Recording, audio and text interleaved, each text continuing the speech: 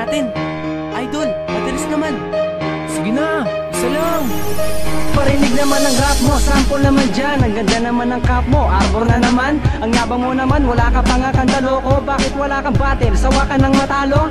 Paulit-ulit ang asar ng mga tao, gigil na sa mukha ko, anong magagawa ko? Wala akong isip, pabad ako sa init. Ang sabi pa nila mukha ako supladong itik. Pagod lang talaga, ng bitik ng kalabaw. Anong oras lakaran, 3 oras sumasayaw. Tapos pag uwi ko pa, para bang hindi ko malaman kung bakit itsura ko ay para bang laging namumula, laging puyat. Nagkalat ang tagyawat sa mukha ko.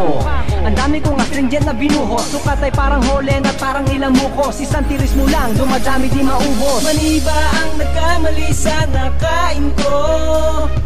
Ako ay gwapo lang din noon na tulad nyo. Ano ba ang dapat na gawin? Dapat ko bang tirisin ito? Dapat bang pandirian ang santulad ko na tao lang? Pasensya na, noon ay gwapo lang. pasensya na, Noon ay gwapo lang. pasensya na. Noon ay gwapo lang.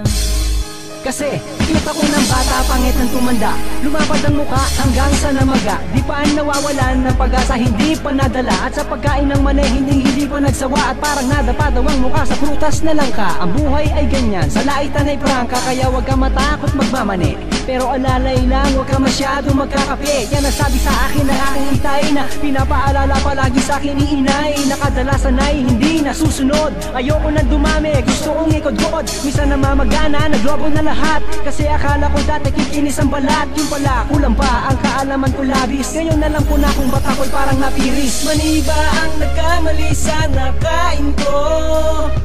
Ako ay gwapo lang din noon na tulad nyo. Ano ba ang dapat na gawin? Dapat ko bang tirisin ito? Dapat bang pandirian ang santulad ko na tao lang? Pasensya na, Noon ay gwapo lang. pasensya na, Noon ay gwapo lang. pasensya na. Noon ay gwapo lang.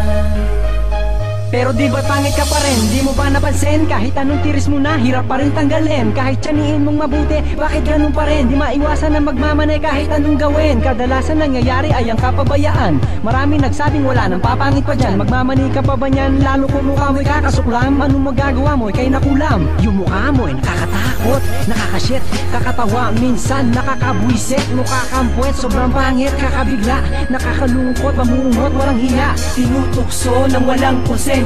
Sinasabihan na magpaderma, di nasasaktan, di nagmumura. Tanggap na yung mukha na parang pinagtutuka.